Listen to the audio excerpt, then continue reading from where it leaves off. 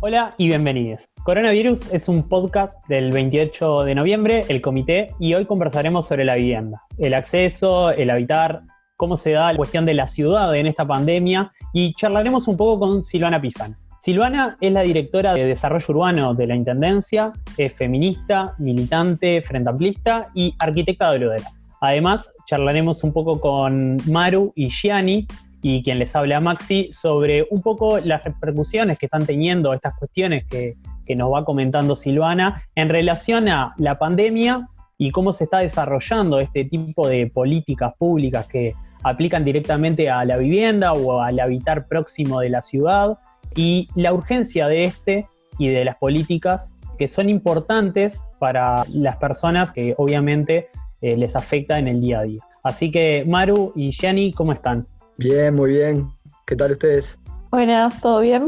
Bien, todo bien. Bueno, perfecto. Entonces, hablemos un poco de la primera pregunta que le dimos a Silvana, donde le consultamos más o menos de qué forma se está trabajando en los aspectos que ya mencionamos y cómo está haciendo la comunicación entre el gobierno nacional y la Intendencia de Montevideo. Así que vayamos al audio y esto nos respondió. Primero quiero decir algo que atraviesa esta problemática y que es que los gobiernos tienen la obligación moral de desarrollar medidas concretas con ayudas directas que atiendan a la superación de la crisis que ha generado en muchísimos hogares la falta de ingresos debido al confinamiento impuesto por esta pandemia.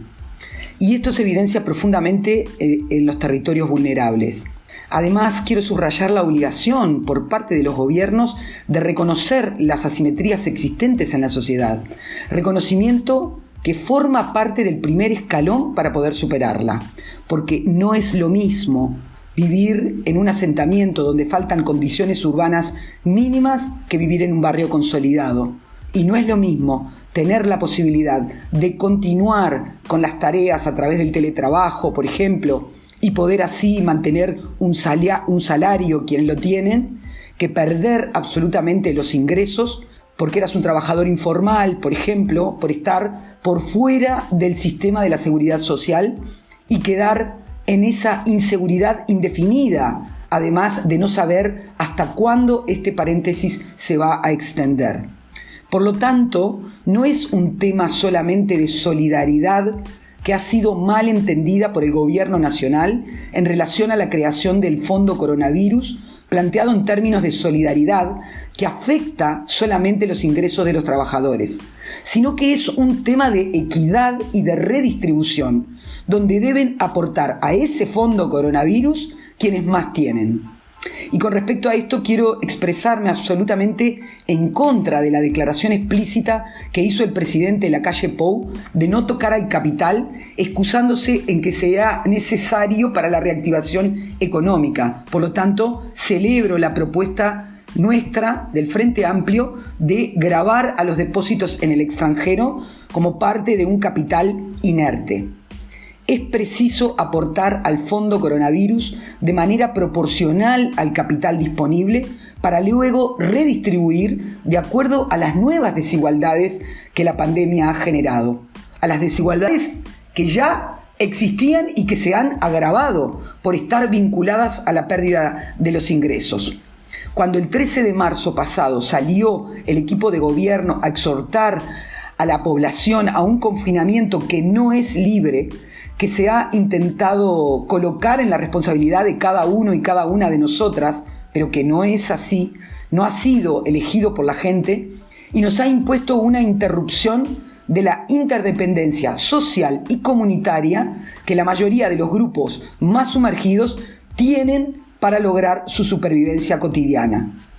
Paralelamente, es preciso subrayar que los debates sobre la austeridad tienen que quedar atrás, porque no se puede atender a estas nuevas desigualdades con un Estado débil. El gobierno nacional debería estar convocando a una mesa de articulación entre actores sociales, políticos e institucionales, donde los niveles de gobierno subnacional, me refiero a los gobiernos departamentales y municipales, deberíamos estar convocados. Y no solamente porque somos la oposición, sino porque no podés retirarte de la gente. Y si la cercanía física está cuestionada por la emergencia sanitaria, tenemos que poder comunicar, estar y apoyar a las familias desde una cercanía que solamente tenemos quienes estamos en los gobiernos departamentales y municipales, que no es el gobierno nacional. Tenemos que prestar atención a los barrios de la periferia y poder ser parte y apoyar las iniciativas solidarias de cooperación entre vecinas y vecinos, porque son formas sociales alternativas que tienen una repercusión directa en la mejora de las condiciones de vida de los más pequeños y de las personas mayores y del sector más excluido de la sociedad.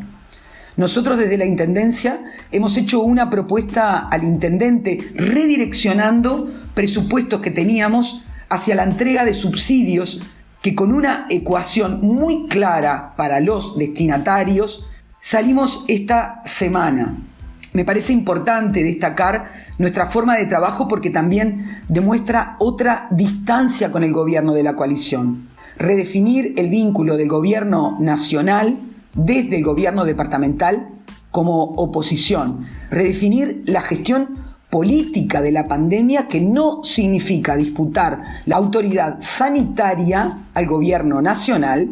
Para mí significa construir un relato político, económico y social que priorice el diálogo con la gente como espacio de resistencia y de lucha por los derechos conquistados y que siempre son precarios, porque el riesgo del aislamiento social nos puede alejar.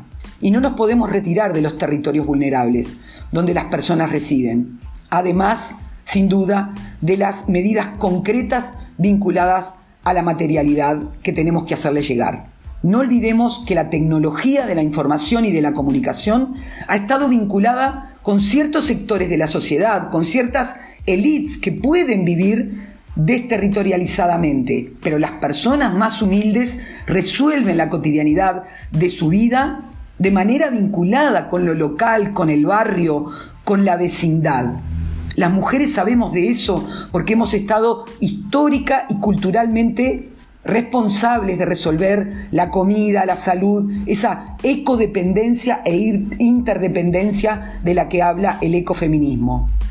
¿Cuáles son los márgenes que tenemos como oposición para salir a polemizar con el gobierno nacional en el marco de la pandemia? Pensamos que se puede marcar perfectamente las diferencias de abordaje y lo estamos haciendo. Y esto justamente nosotros desde el Departamento de Desarrollo Urbano lo estamos llevando adelante explícitamente en el proyecto de atención a las personas que están viviendo en las pensiones, con la precariedad que puede ser quedar en la calle si no tenés para pagar el día a día o la semana a semana, como esta forma de vivir lo pone. Estamos pensando en los vendedores ambulantes, en los cuidacoches, en las trabajadoras domésticas, en las trabajadoras sexuales y también en las personas migrantes. Mientras Presidencia sentó en la mesa a un empresario porque desarrolló una app vinculada con la pandemia, nosotros nos sentamos con la sociedad civil organizada y con la Facultad de Derecho, con su línea de extensión universitaria, buscando la complementariedad entre todos los actores sociales para llevar adelante este proyecto que después les comentaré con más precisión.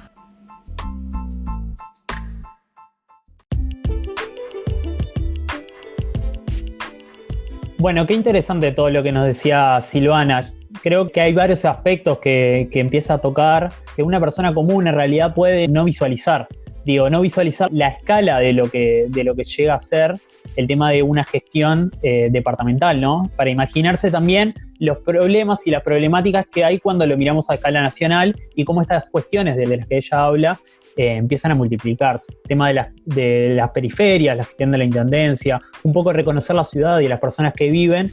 Creo que es como dice Silvana, de que son temas que empiezan a ser fundamentales en el pienso de algunas políticas públicas. Algo que me resulta interesante de lo que plantea Silvana es el tema de que no podemos vivir disociados del territorio. Creo que algo de eso es súper importante y en realidad ella misma lo dice, que el poder no estar en contacto con el entorno tiene que ver con un tema de privilegios. Capaz que algunos de nosotros que vivimos en zonas más centrales, que podemos teletrabajar, que podemos quedarnos en nuestras casas, no tenemos tantos inconvenientes y como que podemos sobrellevar llevar un poco mejor esta situación, pero mucha gente que no tiene esas posibilidades, tal vez que vive en la periferia, que trabaja lejos de sus casas, que tiene que trabajar, presencialmente, no tiene las posibilidades de encerrarse en sus hogares y olvidarse qué está pasando afuera, qué está pasando al lado, ¿no? Eso me parece súper importante y en ese sentido creo que la acción de la Intendencia en esos lugares y lo que planteaba ella de la organización con distintos colectivos sociales en las periferias y en otros lugares que ya se venían trabajando, como potenciarlos de alguna forma, es algo súper importante y necesario.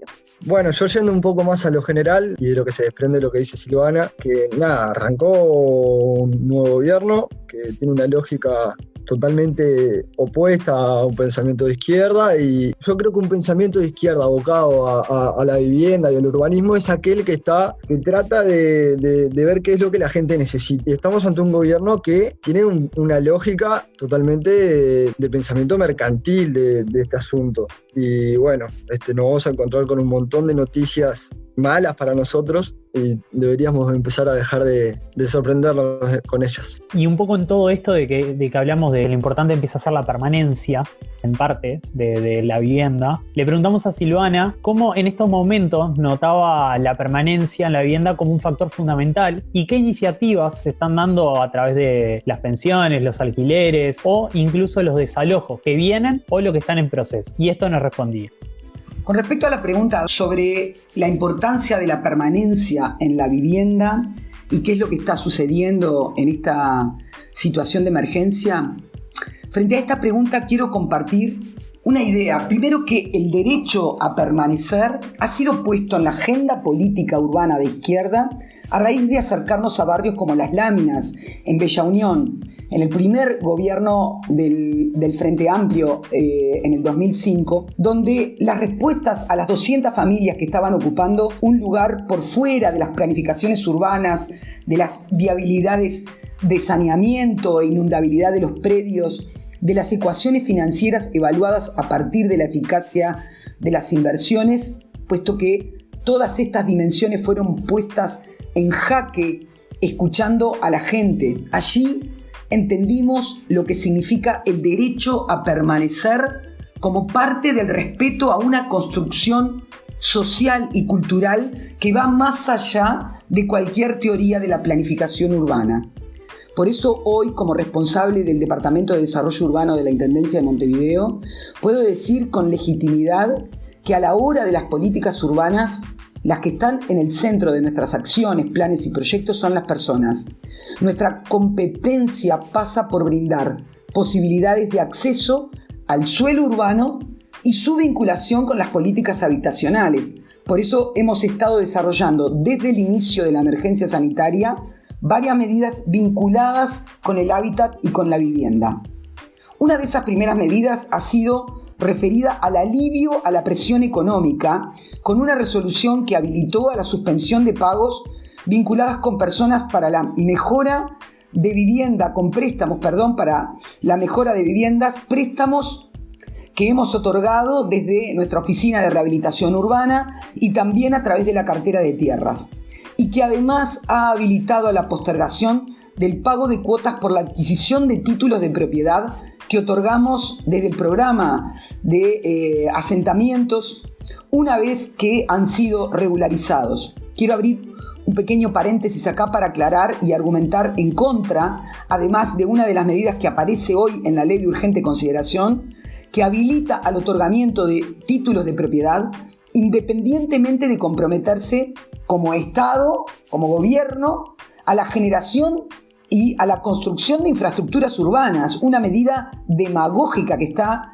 poniendo el gobierno nacional y que, más allá de asegurar la permanencia para las personas en su vivienda, en su hábitat, la pone en cuestión, porque convierte un derecho, el derecho justamente a permanecer y a tener un lugar, en una mercancía posible de ser hipotecable. Y por consiguiente, en vez de una ganancia, es una pérdida para las familias. Nosotros entendemos la regularización de los asentamientos, incluida la de la propiedad de la tierra, una vez que podemos llevar los recursos urbanos a los barrios carenciados, a esos territorios vulnerables, es decir, acercar y generar todo lo vinculado con las infraestructuras, con el saneamiento, con el agua potable, con la energía eléctrica, con los servicios sociales y de educación y de salud, con la construcción del espacio público y también con el transporte público. Queremos alejarnos de una propuesta propietarista que no hace más que evadir las responsabilidades de los gobiernos en llevar la urbanización para concentrarse nada más que en la propiedad del inmueble. Como segunda medida nos hemos pronunciado en relación a la necesaria suspensión de los desalojos, pero sobre todo de los lanzamientos. El tercer punto con respecto a esto es que hemos asegurado el acceso al agua en los barrios más carenciados. Nos tenemos que hacer responsable de que la gente pueda tener agua potable, y nosotros desde el Departamento de Desarrollo Urbano inclusive nos hemos hecho responsables ante OCE del pago inclusive del consumo de agua potable en algunos barrios donde aún no llegaba este servicio. Además, hemos entregado casi 4.000 kits de limpieza que contenían jabón líquido, alcohol en gel y desinfectantes para el hogar, justamente para que las familias pudieran llevar adelante este estado de emergencia a nivel de la salud. El cuarto punto es que estamos terminando alojamientos temporales o transitorios para mujeres solas con hijos en un proyecto de recuperación de fincas abandonadas que estamos terminando la obra este mes y que fue parte de un convenio con el MIDES para la gestión de ese lugar. El quinto punto es que hemos tomado medidas concretas implementando un plan vinculado con las personas que viven en pensiones como parte de que justamente pueden estas personas quedar en situación de calle frente a la falta del pago, lo decíamos recién, casi diario si no se las contiene. Y sobre todo a quienes tienen mayor incertidumbre en la permanencia. Es muy importante haber puesto la lupa sobre estas personas, justamente que nos han llegado denuncias de que algunos administradores, por falta de pago, colocan esa incertidumbre de que no pueden permanecer en esas casas de inquilinato o en las pensiones. Como sexto punto, hemos redoblado la prioridad de mejora habitacional para las personas que viven en asentamientos. Estamos llevando adelante un convenio con el Sindicato de la Construcción, con el SUNCA, y a partir de la pandemia hemos priorizado las conexiones a saneamiento y a la mejora de los baños como parte de esa materialidad necesaria para la sanidad de las familias y que los gobiernos tenemos obligación de aportar a que eso realmente suceda. Como último punto, al Gobierno Nacional le exigimos un plan digno para las personas sin hogar. Y como parte de un mensaje político quiero decir que no podemos admitir ningún procedimiento en contra de la seguridad habitacional. Me refiero, por supuesto, a lo que ustedes planteaban, a los desalojos y a los lanzamientos. Pero también tiene que estar en este campo el tema de la prohibición de los cortes de los servicios básicos de agua, de energía eléctrica. Exigimos un abordaje humano que nunca puede estar vinculado con la austeridad de las políticas que el Gobierno Nacional siempre está planteando.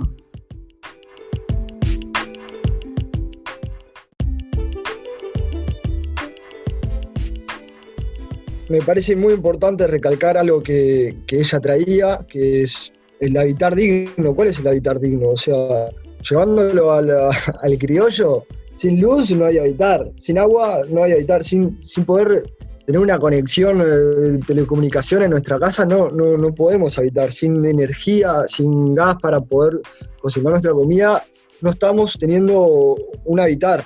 No es simplemente tener un techo o unas paredes, es que cumpla estas condiciones, tiene que ser digno. Si no, no es habitar. Y les tiro un pique, eso es el Estado, no hay otra. Sí, yo creo que en ese sentido el hashtag quédate en casa, tan usado en estos días, funciona solo si tenemos una casa, ¿verdad? Porque si no, no hay cómo hacerlo. en ese sentido el tema del derecho a la vivienda que tanto se habla, tiene que estar garantizado sí o sí. Entonces, como vos decías, es el Estado. Y no solo hablar de garantizar una vivienda a corto plazo con soluciones que capaz que son como más rápidas de construir o de implementar, sino pensándolo también al mediano y largo plazo, ¿no? Porque capaz que una vivienda de emergencia que está pensada como para solucionar que tenga un techo, como decías vos, en realidad no termina siendo tan digno. O sea, que una habitación de 10 metros cuadrados para una familia de 6 personas, 7 personas, no, como que si vamos a pensar en el acceso a la vivienda, tenemos que pensar en políticas que permitan que la gente acceda hoy en día, que los que tienen la posibilidad de acceder de estar en pensiones continúen en las pensiones, como ella menciona, que no hayan desalojos, pero también que después se garantice que puedan seguir viviendo ahí, porque si no tampoco tiene mucho sentido. Y en eso creo que la importancia de la Intendencia junto con el Estado es de poder, la Intendencia sí permitir que haya un acceso a los servicios, ¿no? Que te llegue el ómnibus a tu casa, o sea, que puedas acceder al transporte, que tengas el agua, como vos decías, que tengas la luz, que tengas todo ese acceso a servicios, a espacios públicos, a la escuela para los niños cuando podamos ir a la escuela, a los jardines para los más chicos, a todos los espacios de cuidado, pero que también que el Estado te garantice el derecho a la vivienda. Entonces, la conjunción del Estado con las intendencias creo que es algo fundamental y que se tienen que sentar a hablar y a resolver cosas. Y además, creo que para agregar a lo que ya comentaron, que un poco todo lo resume en esto que decía Maru, el derecho a la vivienda y el derecho a la ciudad, ¿no? Que fue una línea concreta que se definió el Frente Amplio, tanto para las campañas nacionales como para la campaña departamental. Hablar de derecho a las ciudades es todo lo que ya mencionaron. No solamente poder acceder, sino que de la forma en la cual yo accedo sea asequible. O sea, eso quiere decir de que lo puedo utilizar también, ¿tá? Porque si yo no me defino, es lo que hablaba un poco Silvana, venía de ese lado. Si yo no defino la forma de mirar la ciudad como un lugar en donde las relaciones de poder existen, en donde además de las relaciones de poder hay relaciones en las actividades que desarrollamos cada una de las personas, estoy desconociendo y estoy elaborando una ciudad para un tipo de persona. Entonces, esto es bien importante en el sentido de que el Frente Amplio se ha definido varias veces en que lo que yo tengo que lograr es que las personas puedan acceder siempre a los mismos servicios, puedan acceder y que la ciudad y que la vivienda que nosotros vamos construyendo y cómo se expande la ciudad sea acompañada de esos servicios. Yo no puedo generar expansiones de vivienda como se desarrollaron en otra época, más sobre los 90, en donde la ciudad se expandía sin servicios, en donde el saneamiento no existía, en donde la calidad habitacional y la precariedad urbana en la que vivían las poblaciones que el Estado promovía eran sumamente complejas. Entonces, en ese sentido, creo que es muy importante empezar a desmenuzar qué quiere decir esto. Bueno, y en esta charla con Silvana, la última pregunta que le hicimos venía relacionada un poco en el día después. Ese concepto que estamos empezando a desarrollar, creo, a través de las diferentes ciencias y que empiezan a dialogar o a proyectarse a futuro de cómo esta ciudad que empezamos a construir, que construimos día a día y las dinámicas que se empiezan a dar en relación a cómo habitamos la ciudad, cómo circulamos, cómo accedemos al trabajo, de qué forma, cómo son nuestros nuevos espacios de trabajo.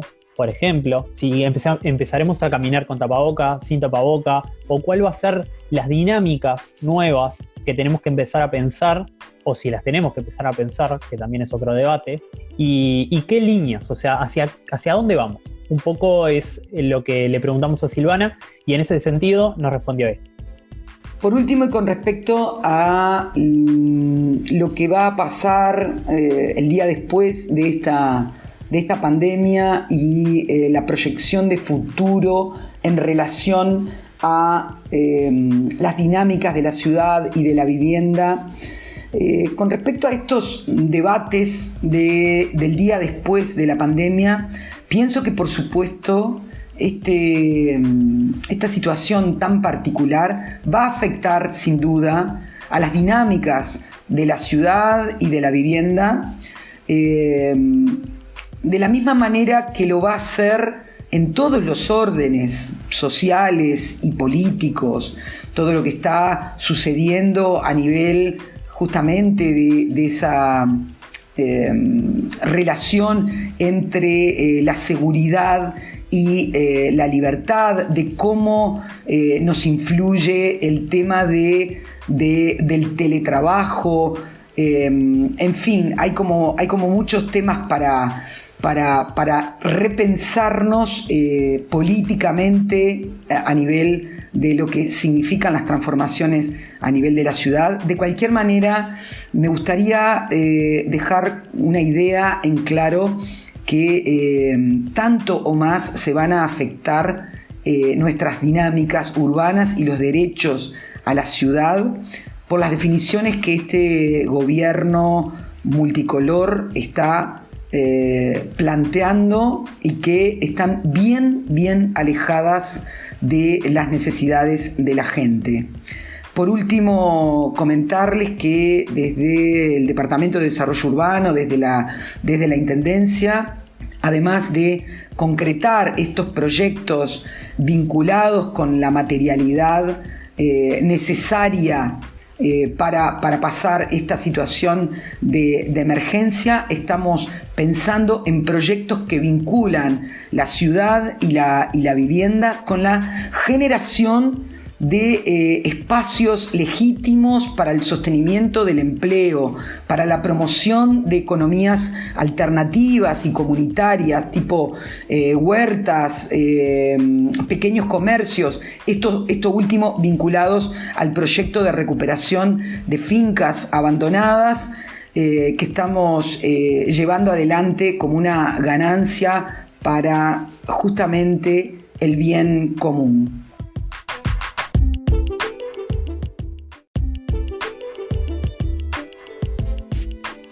En este nuevo mundo que nos vamos a encontrar, en esta pregunta que se plantea, podemos ver este nuevo mundo como una oportunidad de replantearnos algunos conceptos que tenemos acerca de la ciudad, y uno de ellos puede ser fácilmente la movilidad. Vemos que a partir de esta pandemia mucha gente le agarró cierto temor al transporte colectivo, y bueno, y ahí podemos plantearnos la pregunta de ¿qué hacemos? ¿Qué alternativas podemos tener? ¿Darle el espacio al auto o empezar a pensar nuevas alternativas de movilidad a la ciudad? No sé, por ahí podría ser una oportunidad de repensar las cosas. Sí, parece súper interesante el tema de la movilidad. Creo que en ese sentido, la Intendencia como que tiene ya pila de ciclovías construidas, esa podría ser una opción. Se amplió bastante en los últimos años el sistema de ciclovías. Y también otra cosa para plantearse es cómo vamos a habitar los espacios públicos, ¿no? O sea, no sé, nos turnaremos para ir a las plazas o ampliaremos más el uso de esos espacios. Hay una iniciativa que es liberar la Rambla para poder usarlo más espaciadamente, por ejemplo. Bueno, no sé, tendremos que empezar a ver cómo vamos saliendo y cómo nos vamos cruzando entre nosotros en esos espacios y cómo podemos interactuar.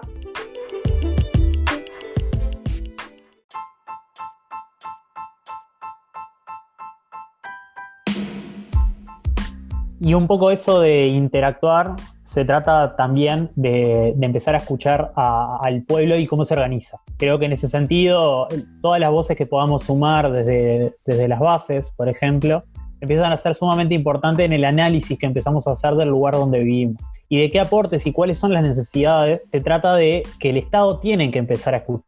Por más de que sean mínimas, las podemos trasladar a diferentes escalas y terminan siendo políticas públicas institucionales y políticas que queremos promover.